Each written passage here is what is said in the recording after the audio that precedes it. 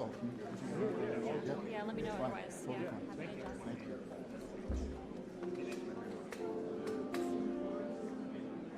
2 minutes, Amy.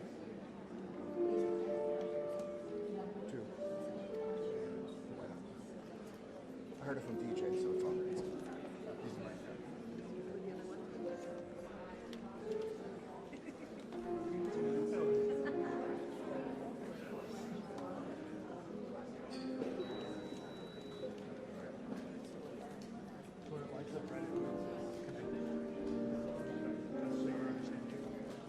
I honestly don't even know. It should just be blank, like yours, and then red when it's filing. So I don't know why it's crossing. It's all it's magic. I mean, I'm pretty much going to get the same photo right here.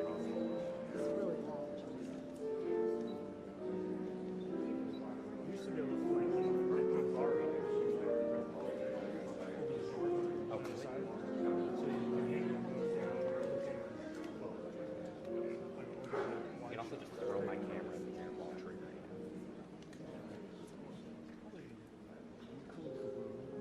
I've already done it. Encroaching understand. Too much noise.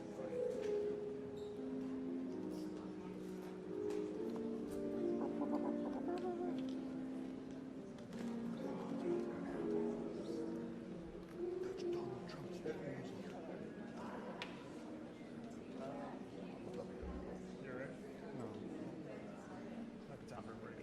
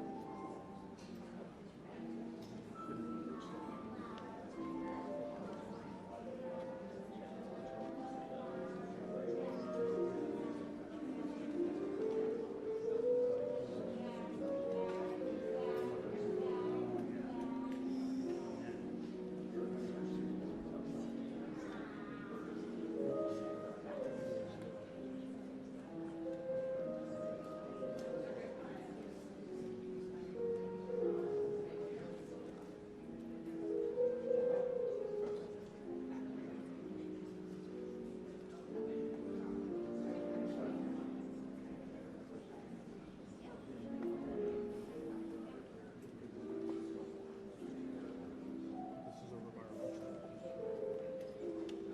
You here Friday? Looks like a very busy day. It's terrible.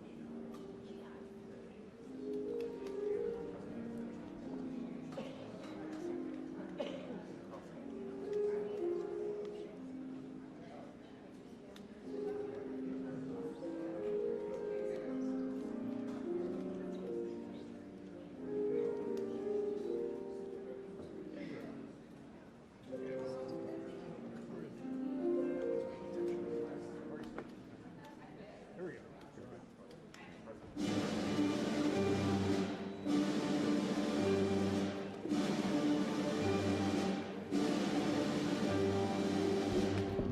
Ladies and gentlemen, the President of the United States, Donald J. Trump.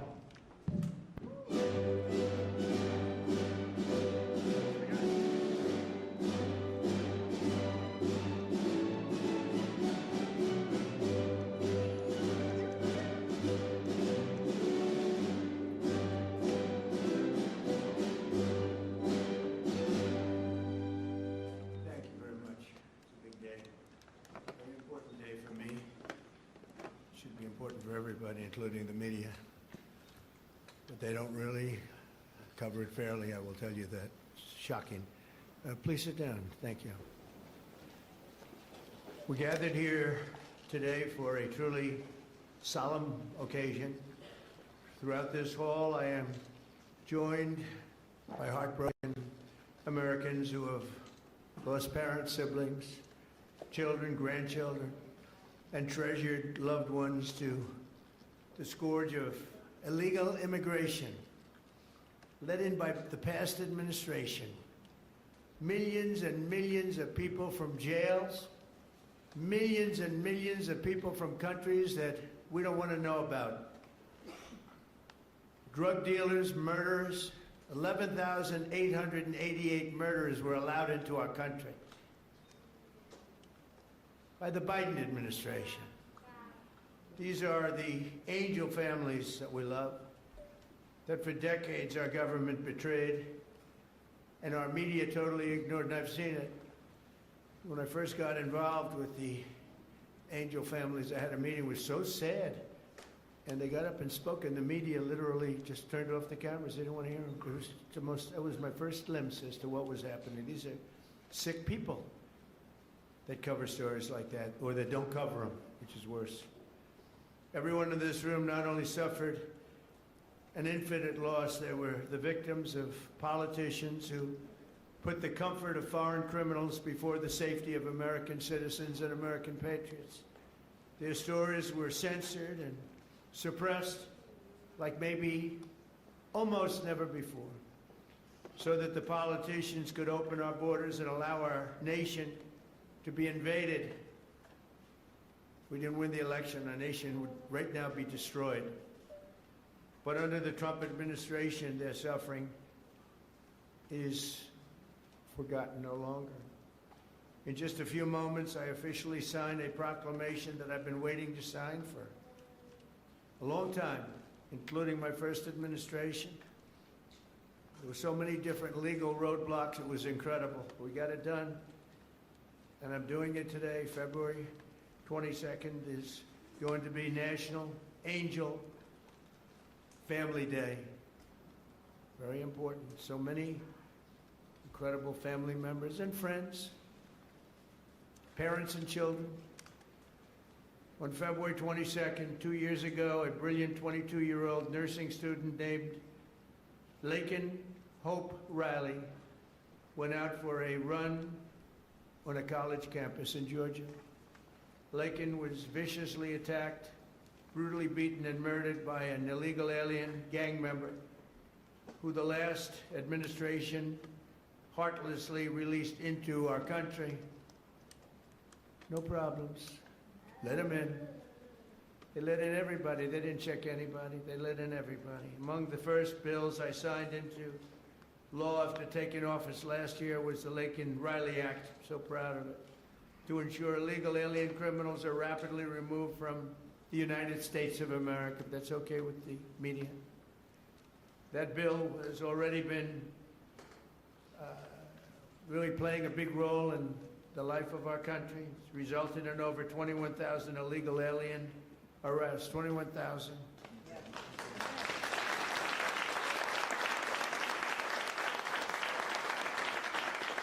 We're joined this morning by Laken's parents, who I have gotten to know. These are incredible people. And I want to ask Laken's mother, Allison, to please come forward and say a few words, please.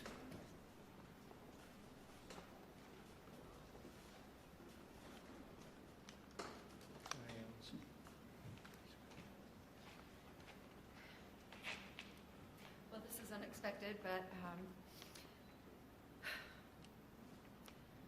I think that a lot of people feel like that President Trump is maybe different than the version I've gotten to know. And I just can't thank you enough. You have said from the beginning, literally the day after this happened, that you would not forget about Laken. You weren't president at that time, and you have not forgotten. You have fought a fight that most people would not want to have to fight. Most people wouldn't. They would just say it's just easier not to do this. And President Trump you are doing a thankless job that most people just wouldn't do. And I just can't thank you enough. There are just not enough words to say. Because if you've lived the nightmare that we have lived, you understand the importance of the job that he's doing and securing our nation and fighting for our families. Because this could be any family. This happened to my family. This could be any one of your families. And Lakin was the most responsible, hardworking, kind, selfless, beautiful Christian. And she wasn't somebody that put herself in bad positions. She didn't make bad choices. She was just a good girl. And she just wanted to go for a run that morning after she'd gotten up at 4 o'clock the morning before to decorate her roommate's door for her birthday. And she did everything for everyone else. She expected nothing in return. She just wanted to be a good friend and a good sister and a good daughter and a hardworking nurse. She was working so hard for. And I'm beyond blessed and thankful that you're honoring not just Lakin, because she's one in a ton of people that have suffered at the hands of illegal immigrants. She's not the only one. And so thank you for honoring all of them, not just Lakin. And we're just beyond grateful. Thank you. Thank you so much.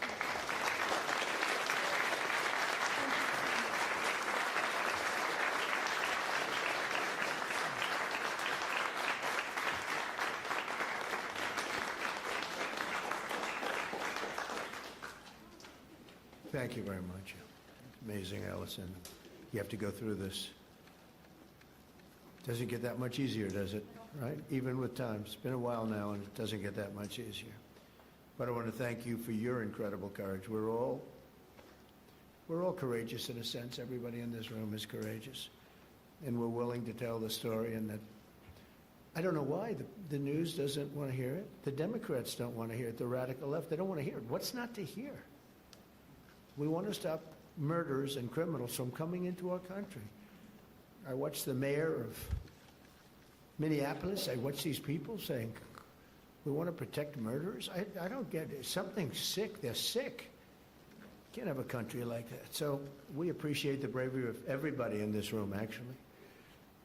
And Christy, I want to thank you, and I want to thank Tom in particular for, we have a border that's 100% closed now. 100%.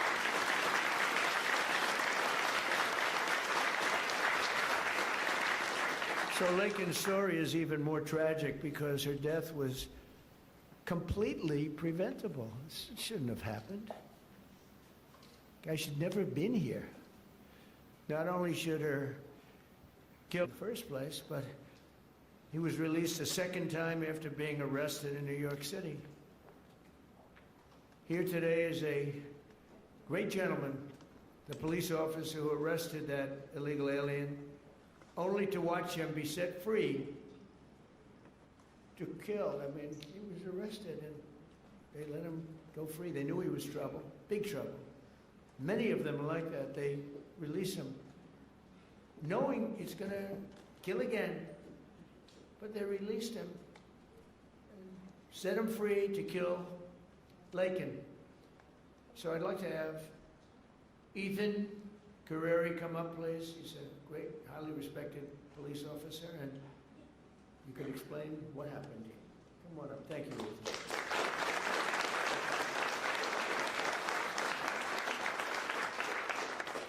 Mr. President, it's an honor to be here today, and it's an honor to be speaking with you guys. My name is Ethan Carreri. I'm a police officer in Palm Beach County, Florida, and a former New York City police officer. While serving the New York City Police Department, I personally arrested Jose Ibarra for endangering the welfare of a child. A few months later, I saw his face again in the news after he viciously murdered Laken Riley. I did my job. I put him in custody. The system failed. No detainer, no accountability, no deportation, and an innocent American life was taken. If you enter our country illegally, there will be consequences under this administration. The American citizens must always come first. To Laken Riley's family, your loss should have never happened. We owe it to you and every American family to enforce our laws, secure our border, and protect innocent lives. Mr. President, thank you so much for having me here today, and thank you for all you've done for our country. Thank you. Thank you very much. I notice you left New York to come to Florida. In a way, it's too bad, right? You couldn't take it anymore. They don't let you do your job. But thank you very much, Nathan. It's great, highly respected person. I have to do a little checking before I introduce people, otherwise I get in trouble. Sometimes I introduce people and they say, sure, did you know this or that? But you checked out very, very well. Wow. Stories like Laken's are one more reason why my administration will do everything in our power to end the scourge of sanctuary cities once and for all. They protect criminals. Why do people fight? They protect criminals with a vengeance. They fight for these criminals like murders. They're protecting murders. They fight for them so hard. There's something wrong with them. We're joined today by so many angel families who are grieving the terrible loss. They've gone through hell. Steve Ronnebeck was the father of 21-year-old Grant Ronnebeck, a beautiful guy, who was shot and murdered by an illegal alien while he was working behind the counter of a convenience store in Arizona. He was working behind the counter. Steve, would you please come forward? We'll talk about your boy.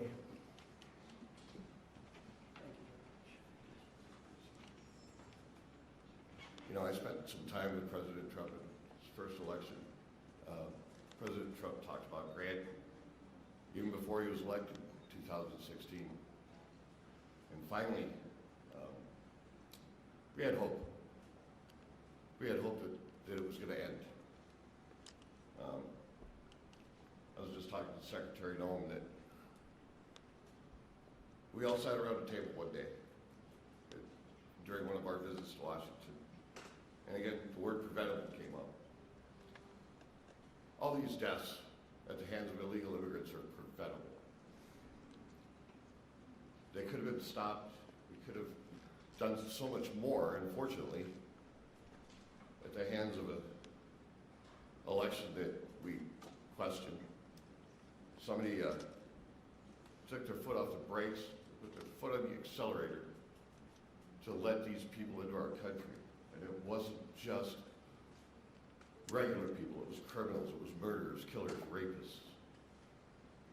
And now today, we are finally going to see that somebody's going to remember all of our loved ones. They're going to remember the names, and they're going to remember what we've all been through. Thank you, Mr. President.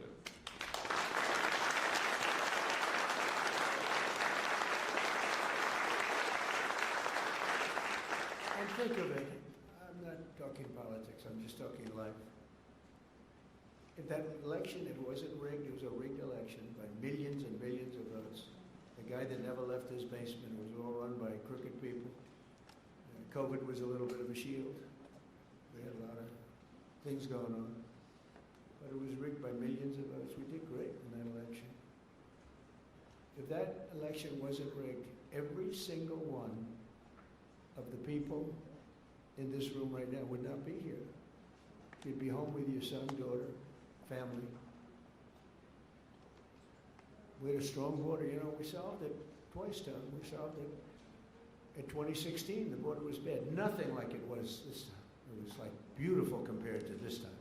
This was legendary. In the history of the world, there's never been a border like this when millions of people poured in.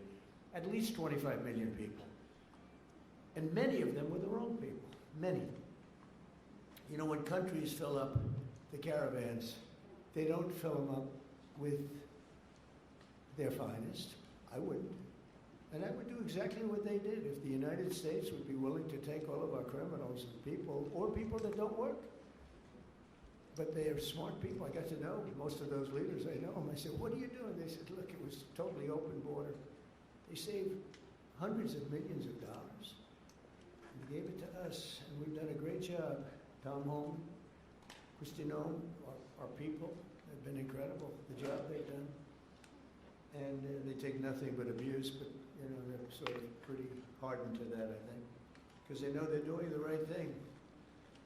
It just amazes me that there's not more support out there. It's just, we actually have a silent support. I think it's silent. I think it's well, that's how I won. I got probably 85 million votes. They say 78 million, 79 million. They cheated in this election too. It was just too big to rig. Too big to rig. But they cheated like hell. They can't win on policy. Men and women's sports. We have a new one though. Voter ID. I think that's as crazy as they won't approve voter ID. They won't approve proof of citizenship. They won't approve no mail-in ballots, even though they know it's crooked as hell.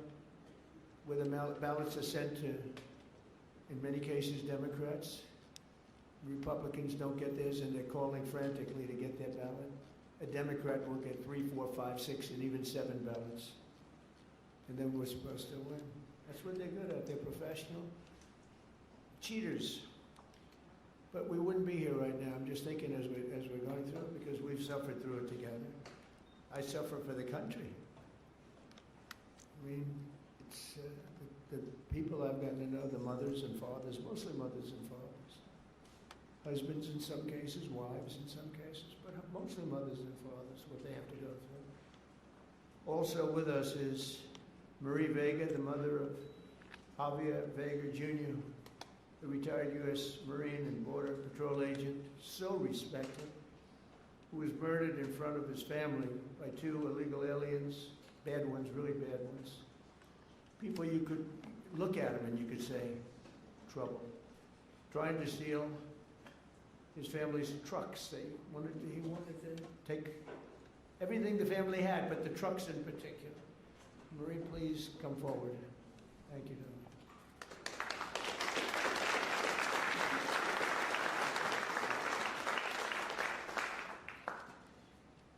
President Trump, on behalf of my family and I, thank you for hosting this beautiful remembrance in honor of our loved ones who were killed by illegal aliens.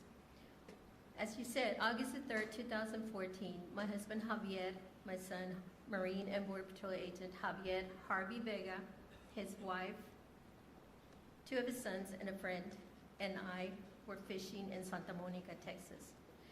Within minutes of settling in, we were ambushed by 2 illegal aliens with many priors. Without warning, they jumped out of their stolen vehicle with guns that were not supposed to be in their possession in an attempt to steal 2 4-wheel drive vehicles. While trying to defend us,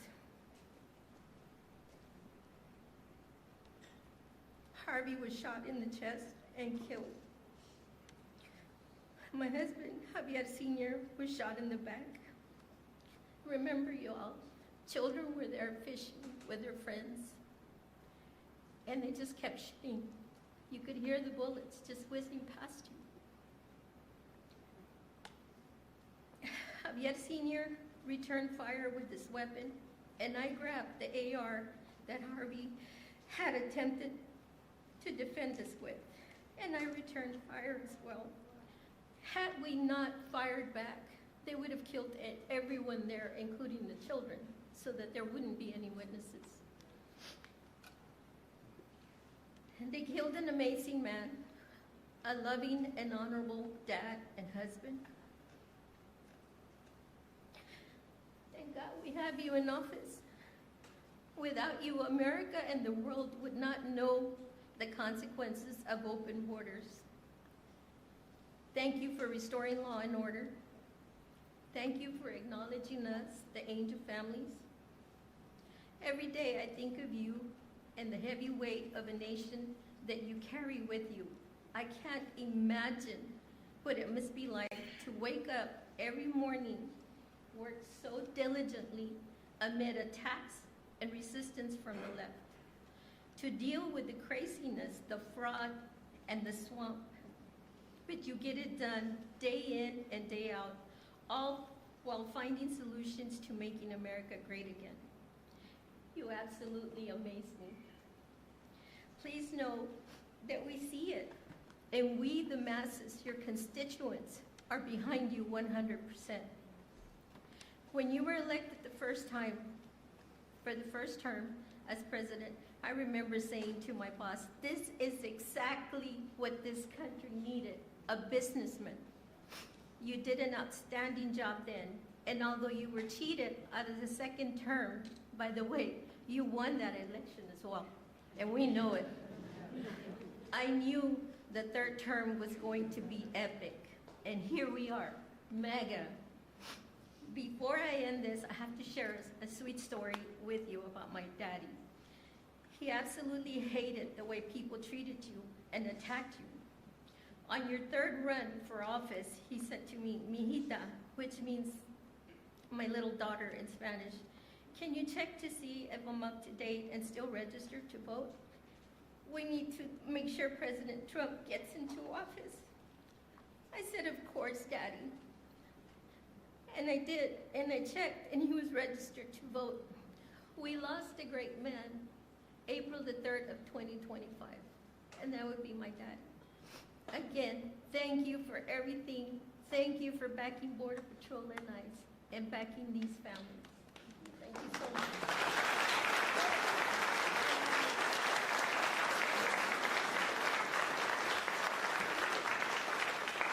So beautiful.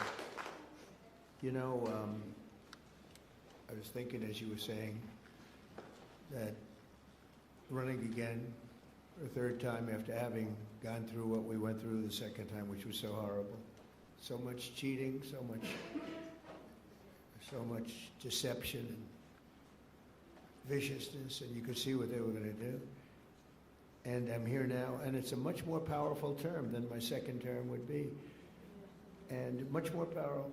And one of the reasons is everybody sees how bad they were. And I had to go through, and I still do, fake stories, fake polls. And I had polls for the election that showed I was going to get swamped, and I won in a landslide. They were fake polls because polls are tough. You know, when you get a fake poll, I get them today. I saw one today that I'm at 40%. 40%. I'm not at 40%. I'm at much higher than that. I mean, I'd love to run against anybody. The real polls say you kill everybody. It wouldn't even be close. But you go through the fake polls, you go through the fake stories. And I said, you know, it was good because this is really a much more powerful term than I would have had if I had run, because it was just one of those things. There would be nothing to compare it to. And now they compare it to Biden and that horrible, horrible administration. And I mean it, it is more powerful. Our military is much more powerful. We rebuilt it mostly in the first term. Then they gave away a chunk of it. And as much as it was, it's very small relatively, Tom. But we gave it to the Taliban. Just walked out. We could have taken it with us. They said, oh, I think it's cheaper to leave the planes. Just put a little jet fuel and fly it to a neighbor or fly it right home. Sir, I think it's cheaper. I think we'll save money by leaving a $150 million jet on the runway. These people are crazy. But I said, and I've said to a lot of people, it's much better what happened. But not for you people, it's not. And then I go back and say, but I wish it didn't, because every one of your loved ones would be alive today. Everyone in this room, I think. Maybe there's one where it could have sneaked through during our term, but I don't think so. We had a very tough border. We had we solved it in 2016, and we had a very strong border. I would say nothing is as strong as what we have now, but we had a very strong border. We had a good border. We had a sane border. It was sane. And I say, I like this much better. much more respect. You know, you read about all these crazy shooters, but they only go after consequential presidents. They don't go after non-consequential presidents, you know. If you take a look, Abraham Lincoln, some big one. John Kennedy, in a certain way, was very consequential. He represented something very important. He was there for 1,000 days, as you know, the book, 1,000 days, but he was consequential. There was a glamour, there was something good for our country, right? But they consequential, and I was told that. I saw that the other day. They said they only go after consequential. So maybe I want to be a little bit less consequential. Can we hold it back a little bit, please, Tom? Can we just, like, nice and easy? Let's be a normal president for a little while. Because we had the greatest first term, I think, of any president in history. A lot of people have said that. Even radical left people have said that. And so it's, you know, but the one problem is that, and every time I say it, I go back to the one thing I said, but we wouldn't have had 25 million people allowed to come into our country, totally unchecked, totally unvetted. And those are the people that destroyed your lives. They destroyed your lives. They wouldn't be there. So I always say I like it better, but there's one thing I don't like better, and that's what they did. Because I think that's the single biggest problem. You know, he gave us inflation, highest inflation we've ever had. I solved that. Right now, inflation's at a low, very low number. How about gasoline? I was in Iowa, $1.85 a gallon. You know, I solved that. I did a great job with that. Prices are coming way down, and I'll get them down further. But, you know, Christ, no matter. By the way, if I came up with a cure for cancer, they would say, he should have done it years ago. There's not a thing I can do where these people are going to give me credit, and that's okay, because we won in a landslide, so the people understand. The people understand. But the one thing that I regret about the election and the process, because it's a much bigger, more important, you look at what we're doing throughout the world, we're respected like we've never been before. But the one thing that I can't do anything about is that he allowed 25 million people, many of these murderers, drug lords, criminals, people from mental institutions. They emptied their mental institutions, Tom, is that right? All over the world, not just in South America. They emptied their jails, many of them from all over the world. Why? Why would we do this? And they walk in, nobody even asks for, like, do you have an identification? Do you have an ID?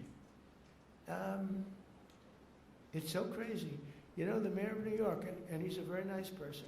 I met him, but his ideology is not too good. But we're having a massive snowstorm right now. And I heard that he's asked people to come out and help shovel the snow. Okay, so you get a shovel and you start shoveling, right? What the hell, you're not going to help too much, but you can help. And hello, darling, how are you? Noah, right behind you, look.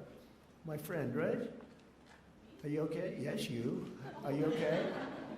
Are you okay? I'm doing very well. I just Good. want to give you a hug when this is all Good. Are your eyes okay? Wednesday. They I gave her money to get her eyes fixed. A lot of money to get her eyes fixed. That doctor ripped me off, but that's okay. And when do you go? Wednesday I go for surgery.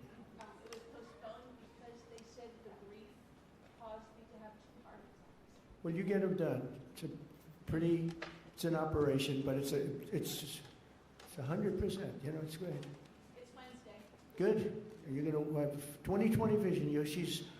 She's almost blind, cataracts. She's almost blind. And with one operation, that will take a very short period of time. Hope you have a good doctor. I also He's an expensive doctor, top of the line, right? But you know what? You're going to have 20/20 vision. Because I noticed you're wearing glasses. I saw you yesterday on television wearing glasses, and I said, well, but anyway. But, you know, speaking of your family, it would be a lot different right now, except for the election. So I always say, it's too bad that happened. And if I had it to do again, it's despite the tremendous job we're doing now, I wish it could have been the other way, because we wouldn't even be having this meeting right now. There'd be nobody. I wouldn't have gotten to know you. But it's gotten to know you under very bad circumstances, right? The worst circumstances. So, one of those things. But the thing I can't understand is why the press isn't more supportive. They're so dishonest. The stories, the polls, they poll you, they say, oh, the angel moms. I think the angel moms are the finest people I've met. I mean, the angel moms and families and dads, but these are unbelievable people. Why are they so angry with angel moms? They had their child killed. Stories that are so horrible, I'm not going to mention. A couple of people are in the room. What they did with the child after they murdered the child. It's not even, and these people are actually on the side of the criminal. I don't get it, Tom. Someday you're going to explain it to me, but I don't think you can either. It's crazy. Laura Wilkerson is another American mom whose 18-year-old son, Joshua was horribly beaten, tortured, and murdered by an illegal alien who went totally crazy and just went to school. And I'd like to ask Laura to come up and say a few words about Joshua. Please. Hi. One of my original friends. Thank you so much for having me today. My name is Laura Wilkerson, and I want to thank everybody for their help in gathering us here, the American Border Story and the White House, and all of your helpers. I thank you for that. I met a man about 11 years ago who was running for office, and he sat with us a couple of days, and he watched as the tears rolled down my face as I told him the story of how our youngest son Joshua was brutally beaten, tortured, strangled to death, and his body set on fire. The man next to me was President Trump. He never, ever looked away from my pain. He looked me straight in the eye, and he said, I will never forget the story of your sweet son, and I will never give up fighting for the American family. I looked at him and I believed him. And here we are these years later, and you can tell all of the work he's done. He's never missed a day of fighting for the American family. I don't know if I've ever met a man who is more interested in this country and running his country and getting it back in shape. And I'm so grateful for what he does every single day.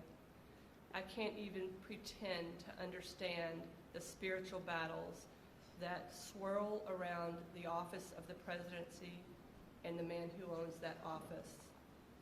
I would ask that God breathe a fresh breath of air through this administration so that he can calm those spiritual battles and allow our president to continue to do the hard work. Jesus works on my family every day, still healing us today. And I am just so incredibly grateful for the man who's in office, who never quits. He is sidelined so many times, but we know the man, Jesus, who can take care of that. And we pray today in his name that he will sweep through this country and make it right again. Thank you so much for having me.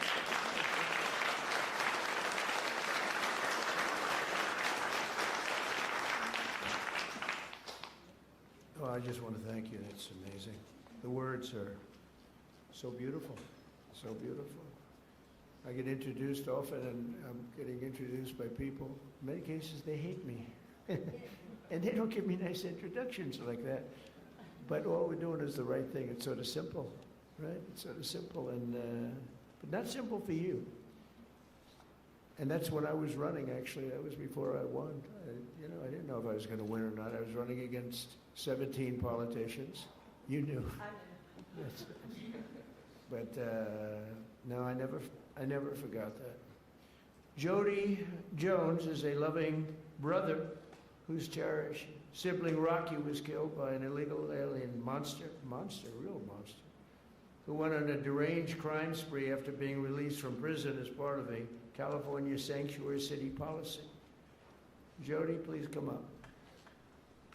Thank you.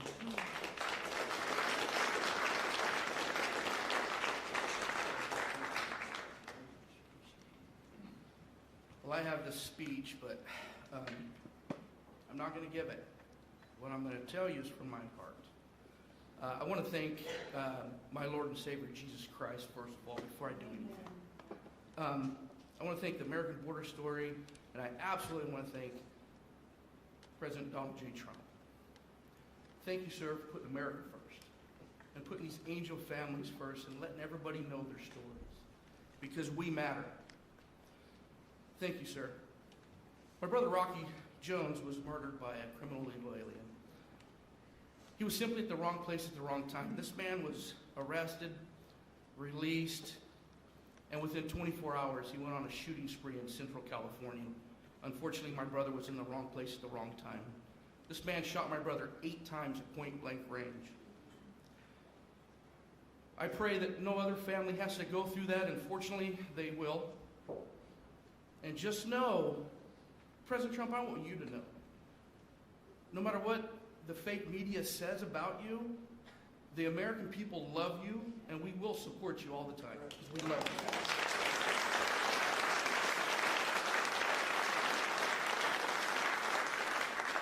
I'm sick and tired of hearing these Democratic politicians stand up on these podiums and say how sorry they are for seeing these criminal illegal aliens being ripped apart from their families. What about us? What about the American family? What about us?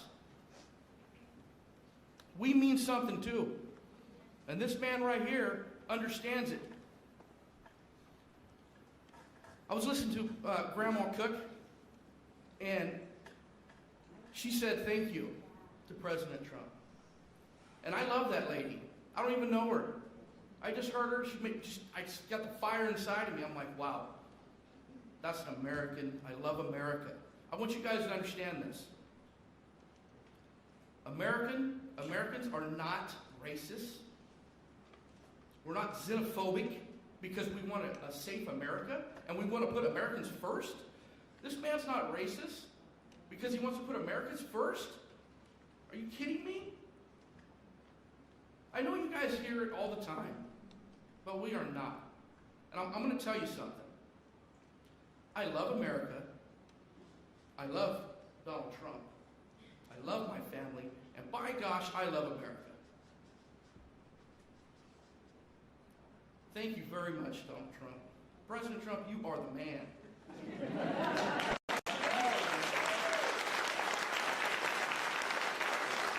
I want to say this. I'm going to end here. I want to say this. I love my country. God bless you. God bless Donald Trump. And God bless America.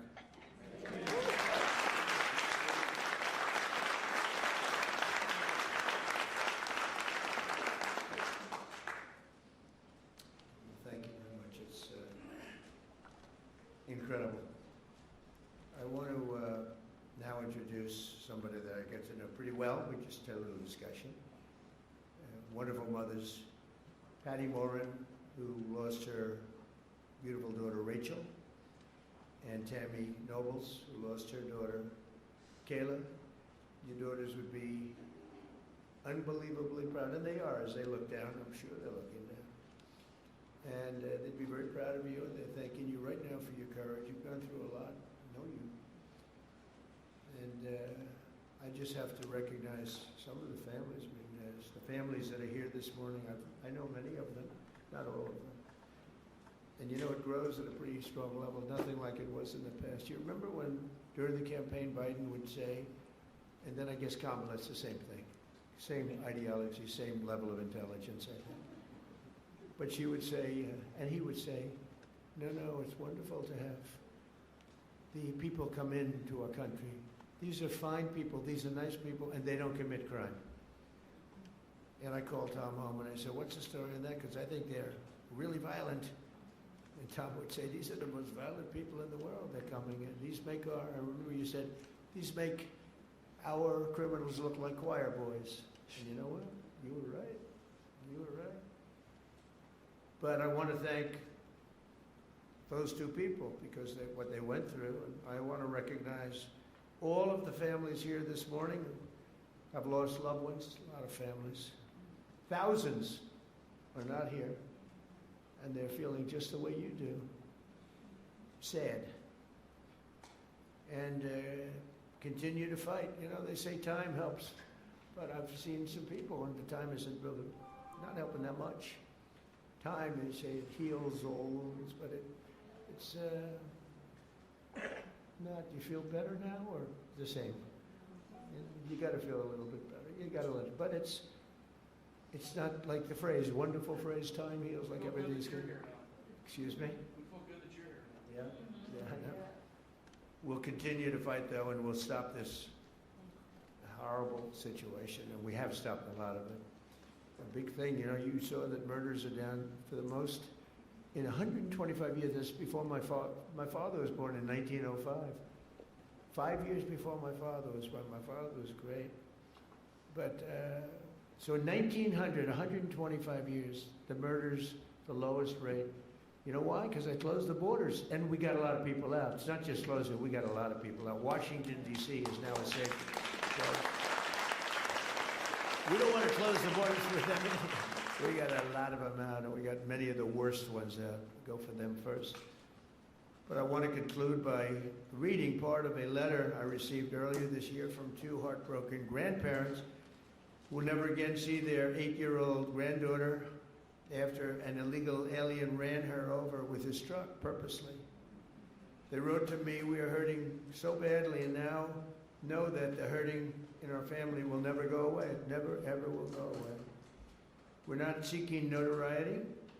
We don't care about press coverage, but we do want our girl to be remembered. We want people to actually know how preventable this murder was. And lastly, we want the American government to be accountable to its citizens." True, they should be accountable for what they did. That's my administration, and I will tell you, fighting, and we're fighting so hard. All of them, everybody together is fighting. We're putting American citizens first. We're defending American lives.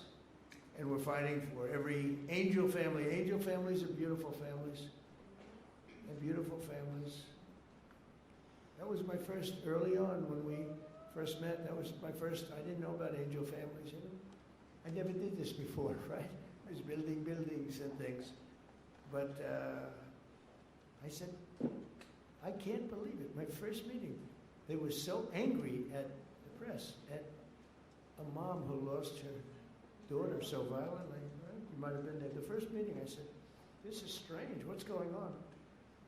It was anger from the fake news. But the angel families, I realized very early on, I never changed. I could see how you changed that. You know, you have to go through this stuff. But never changed. I thought they were among the greatest people I've ever met. I've met the heads of countries. A lot of them aren't so nice, but you know, they do have some power. And we've done very well with all of those people. But among the finest people I've ever met are the people in this room and people, many people outside of this room. I know many, many more than just in the room. But we restored our border, and it's now totally secure, and our country is at the safest level it's been in many, many years. How could anyone possibly say we want open borders? Knowing, especially, let's say you did that because you're foolish or stupid or something. And you did it, but after a couple of weeks, you're going to know that the people coming here, if you're running a country, you want to send your bad people out. That was the way I looked at it. I didn't know anything about it. I ran for office, but I have a lot of sense. And I said, well, open borders are no good because if I'm running the country nearby or far away, I had no idea how far away. They came from the Congo in Africa. They came from all over, not just South America. Congo let vast numbers, hundreds and hundreds, probably thousands of people out of jail. They brought them through Mexico and they dropped them into our country. But you would say that common sense, well, and I said it right from almost the first day. I said, how can you have an open border? All the countries are going to be dropping their prisoners into us. That's exactly what happened. And mental patients and others. So we have a country that's now doing well. We have the greatest economy we've ever had. We have the most activity we've ever had. I'm making a speech tomorrow night, and you'll be hearing me say that. And it's going to be a long speech because we have so much to talk about. But Americans like Lakin and Grant and Javier, Joshua, Rocky, Rachel, Kayla. These are great people, and we're never going to forget them. I'll never forget them. I don't know how long I'll be around. Got a lot of people gunning for me, don't I? But I will not forget them. I'm never going to forget them. And I just think you're among the most brave people. I meet a lot of brave people. I meet warriors. They give out congressional medals of honor. People recommend, like these two in front of me are so wonderful, but they recommend, and I meet the greatest people. But this is a group of people that, for whatever reason, I just feel maybe the warmest about. So at least you have one friend, and we don't understand why you don't have many, and maybe you will. I don't know. So I'm going to go sign the proclamation, and then we're going to sit in the audience. I'm going to sit with you for the reading of the victims' names, and I'll then depart to a song sung by our incredible, talented military, Amazing Grace. Okay? Sound good? Now we can have some of the families come up, some of the people come up. You know who you are. And come on, you can stand around. I don't use an auto pen, so you can watch me actually sign.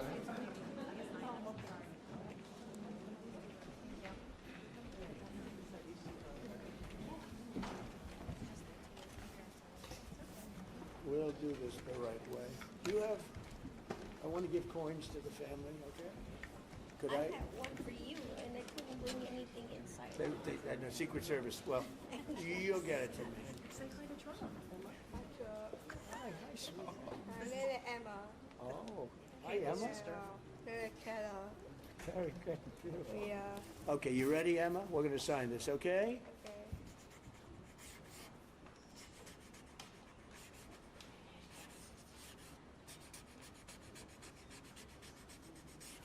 Okay, that's a good one. That's a good one, yeah.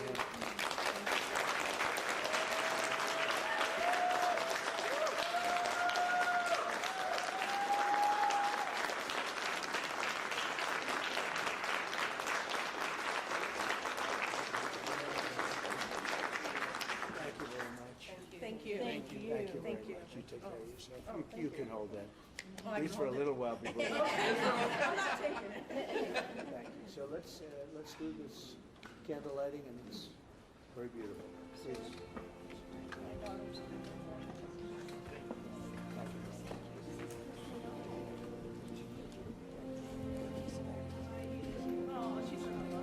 I can't tell you what's in there. Just type it.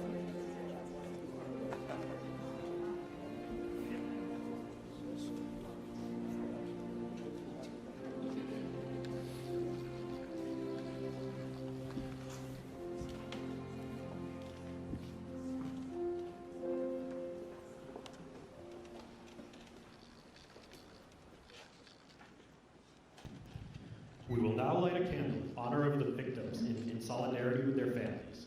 Following the lighting of the candle, the names of the victims will be read aloud so that their memory may be honored.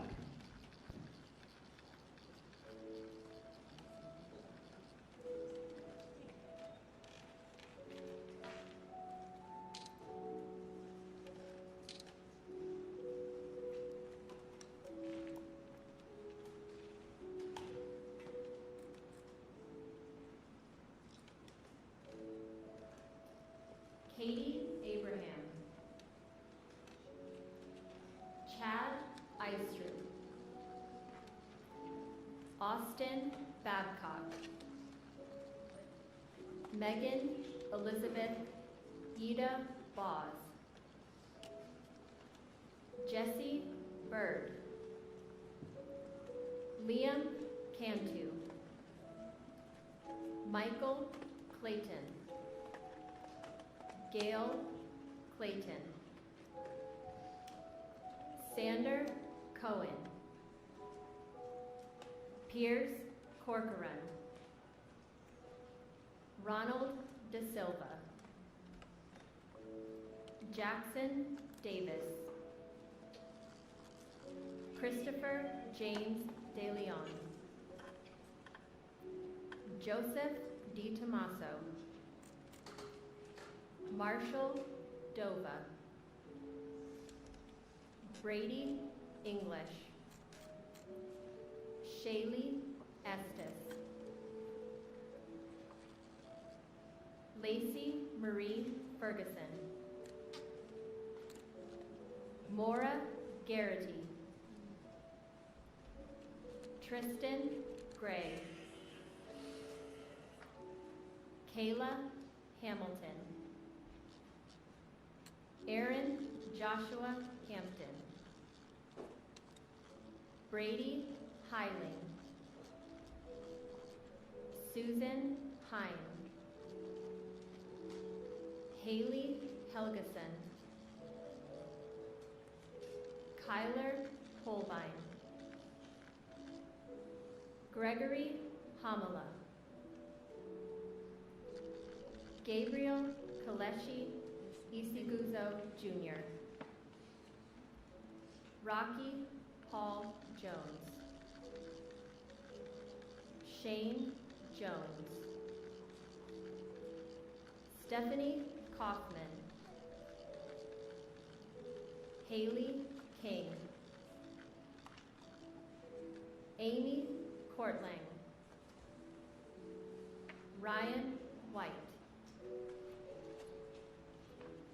Brian Moss, Robert Mopin, Lisbeth Medina, Brandon Mendoza, Brandon Michael, Dominic Montoya, Jonathan Moody Jr., Ruben Morfin, Rachel Morin, Krisha Odette, Nikolay Osokin, Rocco Pitro, Lakin Riley, Grant Ronnebeck, Matthew Russell, Kayla Santiago, Danielle Nikki Shermock, Fred Schlosser, Tiara Stansberry, Kate Steinley, Joseph Story, Timmy Tarnowski, Brian Terry, Anya Varfolomeev, Javier Vega Jr., Joshua Aaron Wilkerson, Carlos Wolf, Joseph Zhang Jr.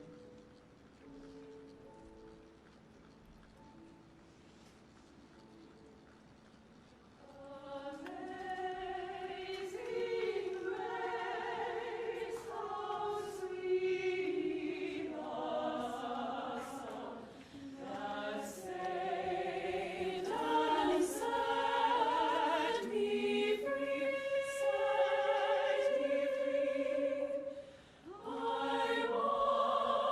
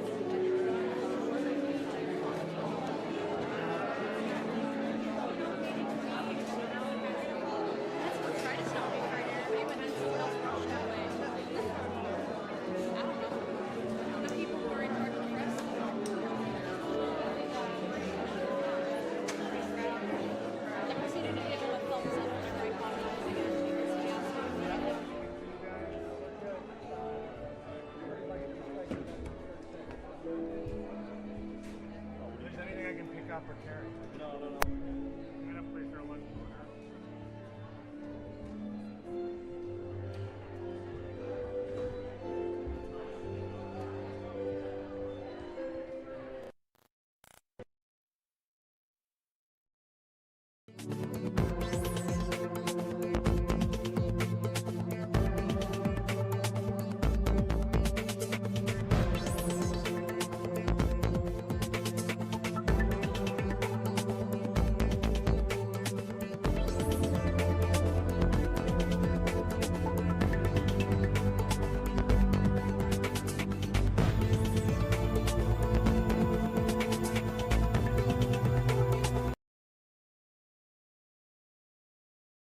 Please stop using ChatGPT and Canva like children's toys. So what should I do then?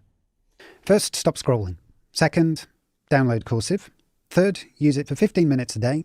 And finally, you'll become a master of AI tools. So this is how I became the most dangerous person in the room.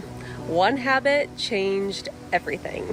I replaced social media with micro-learning. Now, instead of wasting time on social media, I spend 15 minutes a day actually learning how to use AI for writing, planning, brainstorming, the real work. That's it, just one skill a day. This is the 28-day AI challenge built for beginners over 40. Starts tomorrow. Tap the screen to join us and try the one habit that really makes you unstoppable.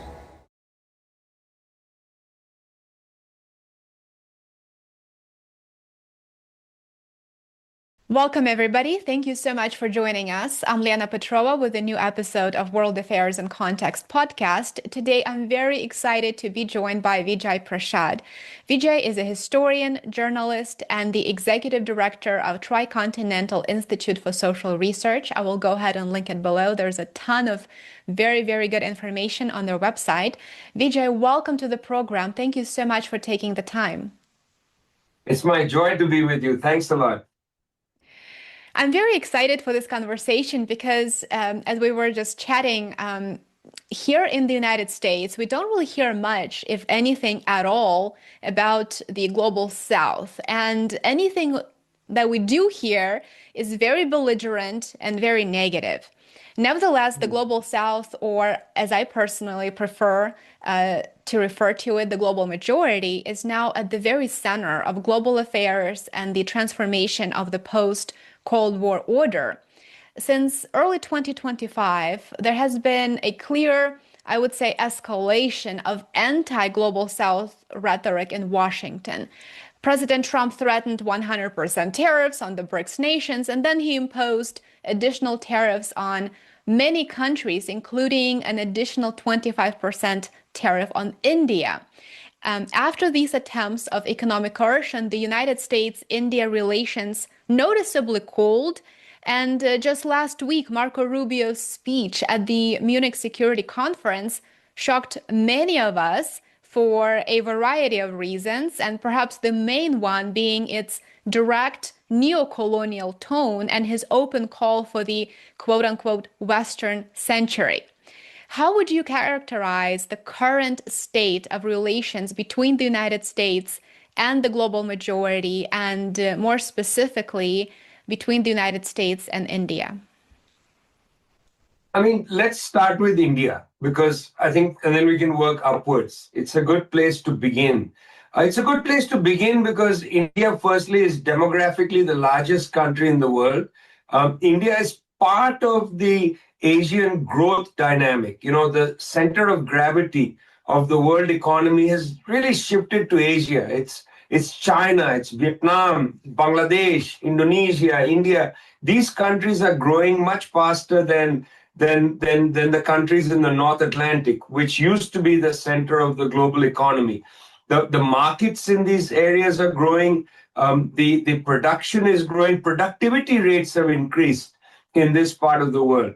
So India is an interesting part of this growth profile, but politically slightly different in a way. Why? Because India continues to have hostile relations with its two neighbors, that's Pakistan and China.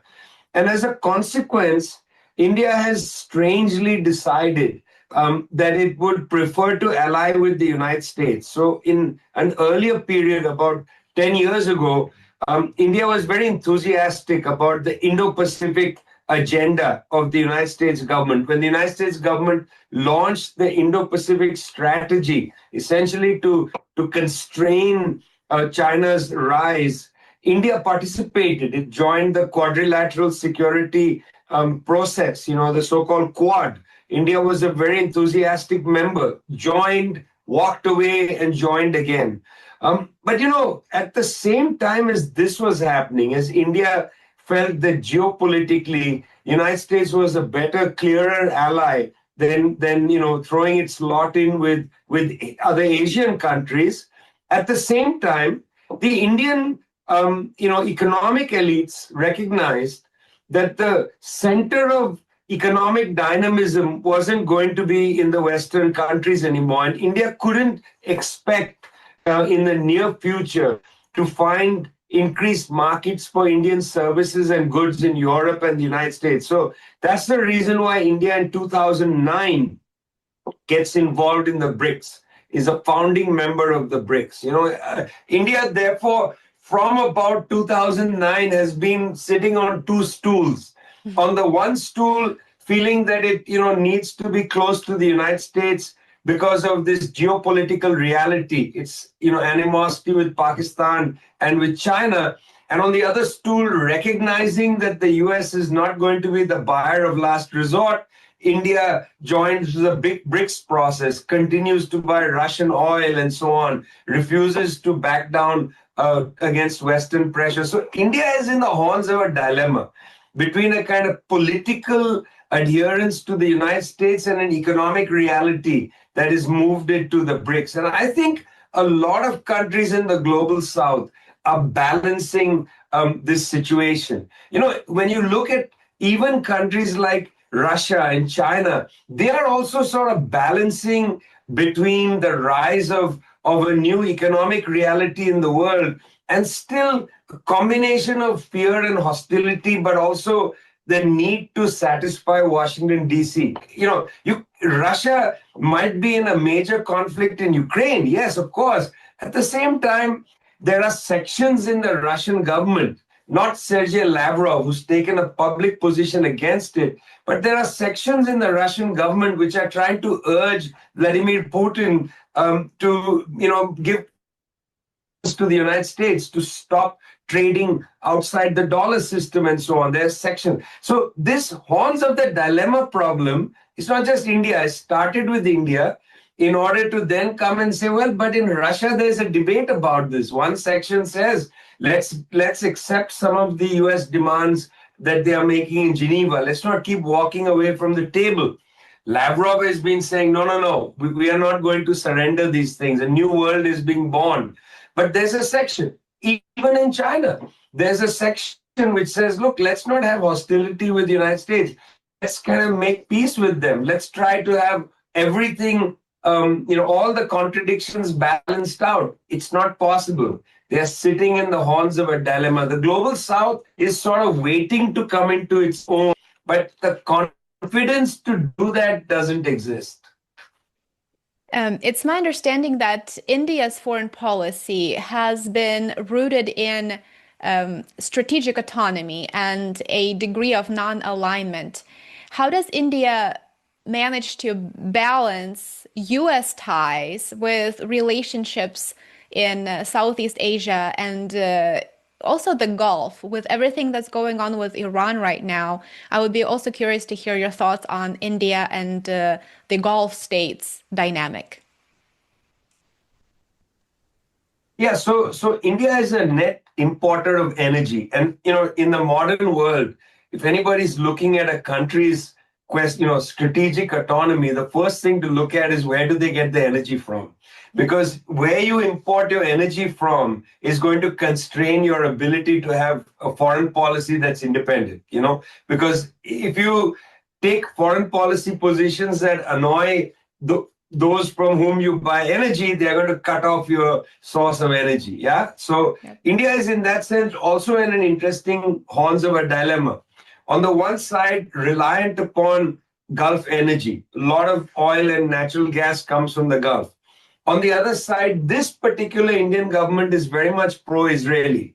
But its pro-Israeli position is hampered, is held back by India's fundamental reliance on Gulf petroleum and natural gas, on Gulf energy. In the same way, this particular government is very much pro-American, very much pro-US. You know, Mr. Modi is pro-Israel and pro-US. But India is reliant on Russian discounted energy. So India cannot stop buying energy from Russia. So actually, this government's quote-unquote strategic autonomy or non-alignment is not principled. It's not a programmatic non-alignment. It's actually a material non-alignment. They are held back from taking the outright positions of pro-US, pro-Israel by the fact that India needs to buy energy from the Gulf Arab states and from the United States. Now, from Russia. Now, this is interesting. Is there an alternative to these sellers of energy? Not really. Iran is an alternative, but India and Iran have a problem. You see, because of the sanctions, they can't pay. India cannot easily pay Iran for the energy. So Iran had been selling India energy and receiving payment in Indian rupees. But there are bank accounts in India filled with the rupees that the Iranians own. But Iran doesn't know what to do with these Indian rupees. It can't buy enough Indian goods. So there are some problems there. You know, the sanctions have really distorted the energy arrangements in Asia. If there were no sanctions, in fact, India might be able to advance the so-called peace pipeline, which would allow a natural gas pipeline to come from the South Fars field in southern Iran through Pakistan into India. This was called a peace pipeline because the idea was if you build this pipeline, it brings India and Pakistan closer together. It also brings Pakistan and Iran closer together because those two countries have an antagonistic relationship around the province of Baluchistan. So anyway, the point is that this particular government of India does follow a kind of, non-aligned foreign policy, but not because they have a principled, adherence to non-alignment. It's actually because they are economically trapped. I'm so glad that you brought up energy because energy has really become sort of a weapon in a way. It's part of the it's certainly part of economic policy to where energy is weaponized and is used to control and is used as leverage, as you mentioned. And of course, it's been the case for many years. And now I feel that with the Trump administration, it has gone into overdrive, especially since, the kidnapping of Maduro and taking Venezuela's oil and then all of those things. So energy is definitely the focal point of today's geopolitics in many different shapes and forms. Purchases of Russian energy is a very interesting topic because it has been one of the main issues between PM Modi and Trump. And last year, Trump just openly attempted to coerce India into cutting imports of Russian energy. And it didn't quite work, or perhaps it didn't work to the extent that Trump was hoping. But then in January, just last month, we saw several major shifts that surprised many observers. The first one was the EU making a historic free trade zone deal with India, and Ursula von der Leyen visited India, and there was this very stunning reception. And then the following week after that, Trump announced another historic trade deal with PM Modi. And what's interesting, or what I personally found very surprising, I would say, is that Trump removed that additional 25% tariff on India that he had imposed in 2025.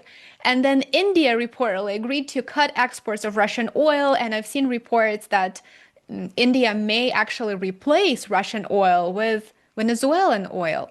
So are we seeing more alignment with some of the US interests here, or is this just sort of one step forward and then India will take, or PM Modi will take several steps back in this, what appears to be increasing alignment with the Trump administration?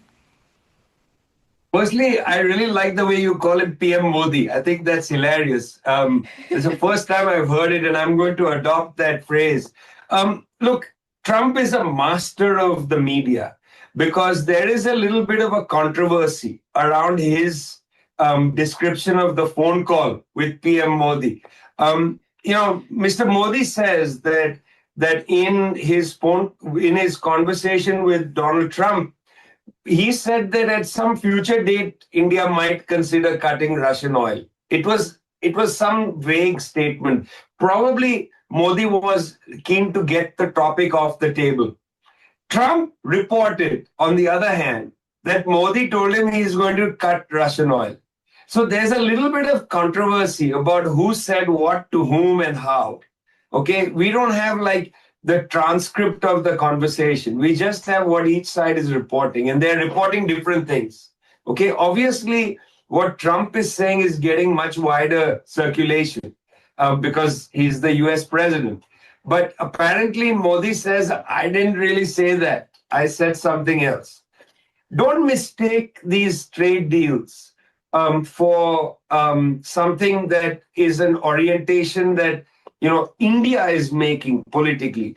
These are sweetheart deals to the big corporations in India and in the United States and Europe. This is something that the Indian corporations that are allied with Mr. Modi also wanted. They wanted these sweetheart deals. It's not only Boeing and Amazon and Walmart and so on that are going to benefit. Okay, it's also companies in India, Motherson, whatever, they are all going to, the gems and jewelry industry, Mr. Modi's close friend Gautam Adani's corporation is going to benefit, and so on.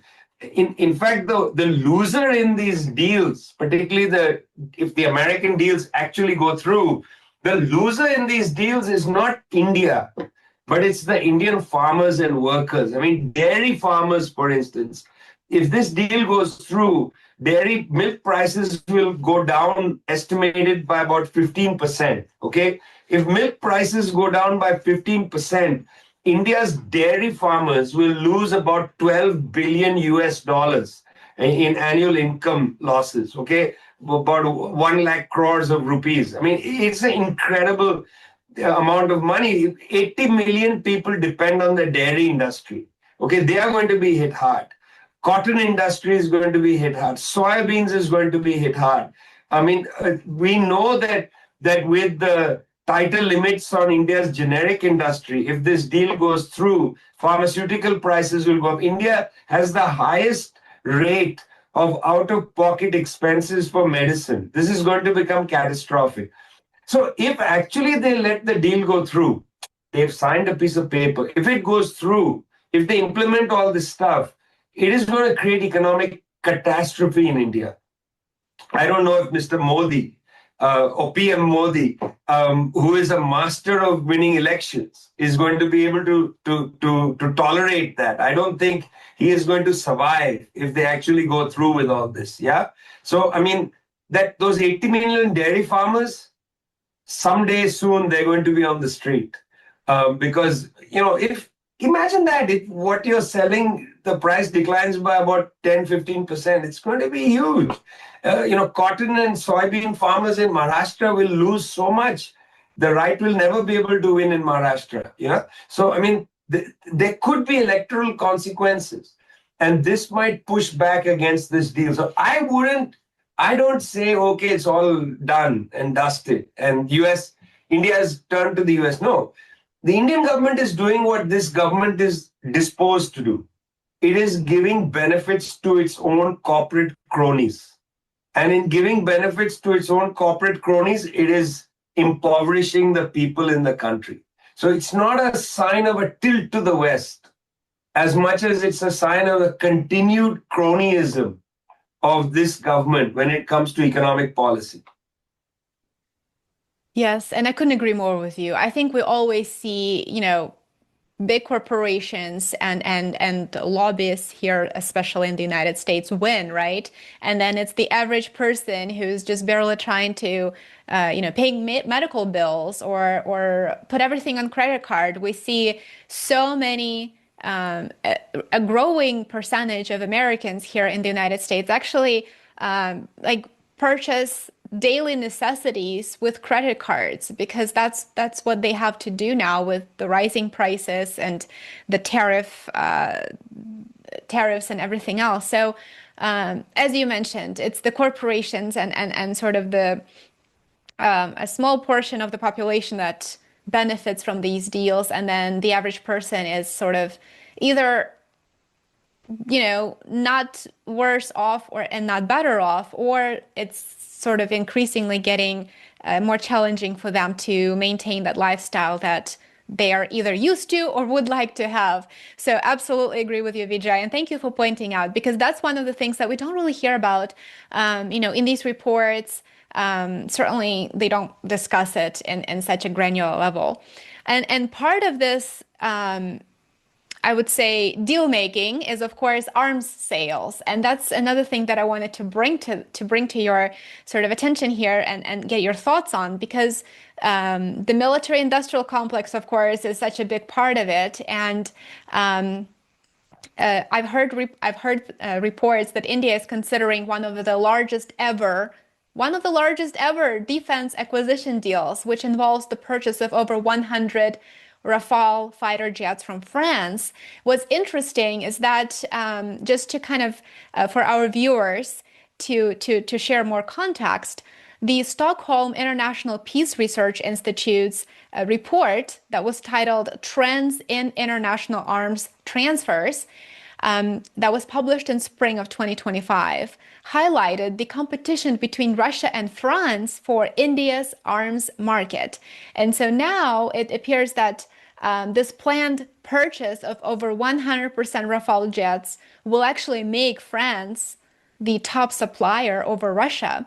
And as you mentioned, India and Russia are the founding members of the BRICS bloc. So when I heard this, I was, of course, surprised to hear the reported purchase of so many fighter jets by India from France. So how much strain could this re-engagement with the West and the deal making with Western states, the United States and France in this particular instance, how much strain could this actually place on India's ties with the BRICS nations and maybe more specifically with Russia, because it's been the top defense partner? Yeah, firstly, I mean, let's just recognize that the scale of India's military purchases from abroad is insane. India is one of the world's largest importers of weapons. That's not in a war. A country not in a war, India is the largest. Okay, that's one. Crazy. Secondly, Mr. Modi came to power under the slogan Make in India, that India was going to make, not buy from abroad. And the whole idea of Make in India was to be in heavy industry, including defense, that India was going to be self-sufficient in defense. Okay, let me give you some statistics. Okay, in 2016, this is just when Modi was prime minister. He came as prime minister in 2014. In 2016, India imported $6 million worth of weapons from the United States. In 2020, India imported $3.5 billion of weapons from the United States. Okay? I mean, it's crazy. The increase is crazy. And then there are these massive purchases, $9 billion purchase over some years of Javelin anti-tank missiles. Where is India going to use these anti-tank missiles? We're going to go to war against Pakistan in Punjab again? I don't think so. The last time there was a conflict, it was an air conflict, and it was all about the strength of air defense systems. Neither Indian jets nor Pakistani jets crossed the border. They fired from each of their own side. Why? Because the air defense systems turned out to be very strong. what tanks and, nobody's going to fight a tank battle in the plains of Rajasthan, in the Sindh desert. It's not going to happen. India is not going to use tanks against Bangladesh. Forget it, right? It's not going to happen. Most wars now are real. So to spend this kind of money, buying anti-tank things, it just sounds crazy to me. A huge waste of resources for India. But I wouldn't be misled by the Rafael deal, Russian. These things go in cycles.